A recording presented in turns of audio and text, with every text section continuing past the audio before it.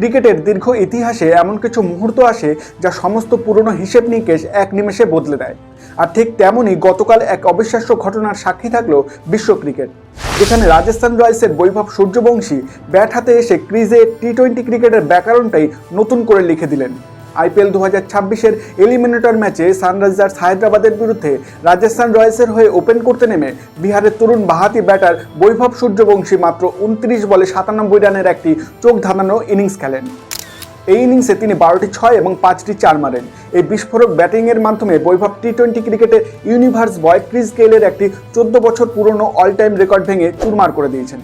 2012 সালে royal Challengers ব্যাঙ্গালোরের হয়ে এক মরশুমে গেইলের মারা 59টি 6 রেকর্ডকে টপকে বৈভব এই মরশুমে মোট 65টি 6 মেরে এক মরশুমে সর্বোচ্চ 6 মারার বিশ্ব রেকর্ড নিজের নামে করলেন।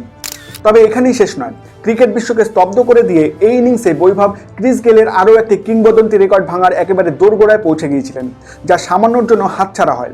2013 সালে পুনে ওয়ারিয়র্সের বিরুদ্ধে গেইলের করা মাত্র 30 বলে আইপিএল ইতিহাসের দ্রুততম 100 রানের রেকর্ডটি ভাঙতে বৈভবের প্রয়োজন ছিল 97 রান থেকে মাত্র 3 রান করা।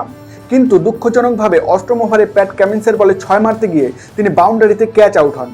ফলে মাত্র 3 রানের জন্য যেমন তার 17 রান হাতছাড়া হয়, তেমনই মাত্র একটি বলের ব্যবধানে ক্রিস গেইলের দ্রুততম 17 রানের রেকর্ডটি ভাঙা থেকেও তিনি বঞ্চিত হন, যা ক্রিকেট ইতিহাসের অন্যতম এক ট্র্যাজিক এবং রোমাঞ্চকর অধ্যায় হিসেবে থেকে যাবে। আইপিএলের প্লে অফ এবং নকআউট পর্বের চাপ সাধারণ ম্যাচের চেয়ে সম্পূর্ণ আলাদা হয়। টুর্নামেন্টের এই নকআউট ম্যাচে টসে জিতে প্রথমে ব্যাট করার সিদ্ধান্ত নেয় রাজস্থান রয়্যালস।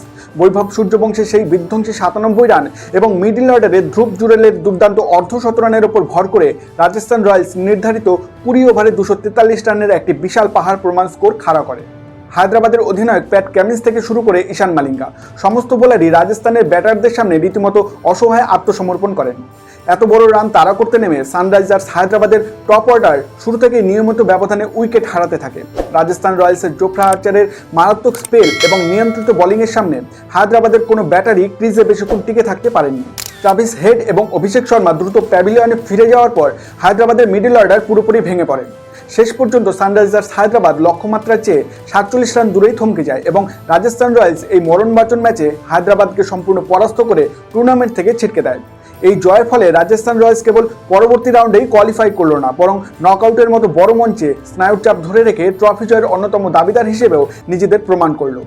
অন্যদিকে প্রথম কোয়ালিফায়ার ম্যাচে গুজরাটকে অত্যন্ত দাপটের সাথে পরাজিত করে সরাসরি ফাইনালে জায়গা করে নিয়েছে রয়্যাল চ্যালেঞ্জার্স ব্যাঙ্গালোর। তবে খাদের কিনারা থেকে ঘুরে দাঁড়ানো গুজরাটের সামনে ফাইনালে ওঠার লড়াই এখনও শেষ হয়ে যায়নি। এলিমিনেটর ম্যাচে সানরাইজার্স হায়দ্রাবাদকে উড়িয়ে দিয়ে বৈভব সূর্যবংশীর রাজস্থান রয়্যালস এখন আত্মবিশ্বাসের তুঙ্গে রয়েছে এবং তাদের পরবর্তী লড়াই কোয়ালিফায়ার 2-তে এই গুজরাটের বিরুদ্ধেই। অর্থাৎ ফাইনালের টিকিট পাওয়ার জন্য রাজস্থান এবং গুজরাটের মধ্যে এক চরম উত্তেজনাপূর্ণ ম্যাচ হতে চলেছে, যেখানে জয়ী দল ফাইনালে আরসিবির মুখোমুখি হবে। রাজস্থানের বৈভবের এই বিধ্বংসী ফর্ম এবং গুজরাটের কামব্যাক করার মানসিকতা সব মিলিয়ে কোয়ালিফায়ার 2 ম্যাচটি একটি মহাকাব্যিক লড়াইয়ে পরিণত হতে চলেছে। তো প্রিয় দর্শক বন্ধুরা, আপনাদের কি মনে হয়, বৈভব সূর্যবংশী কি তার এই বিধ্বংসী ফর্ম ধরে রেখে রাজস্থানকে ফাইনালে তুলতে পারবে, নাকি বিরাটের আরসিবি গতবারের মতো এবারও চ্যাম্পিয়নের খেতাব জিতবে? আপনাদের মূল্যবান মতামত কমেন্ট বক্সে লিখে জানান, সঙ্গে খেলার ফিল্ডে সুব্রত চ্যানেলটি লাইক ও সাবস্ক্রাইব অবশ্যই করুন।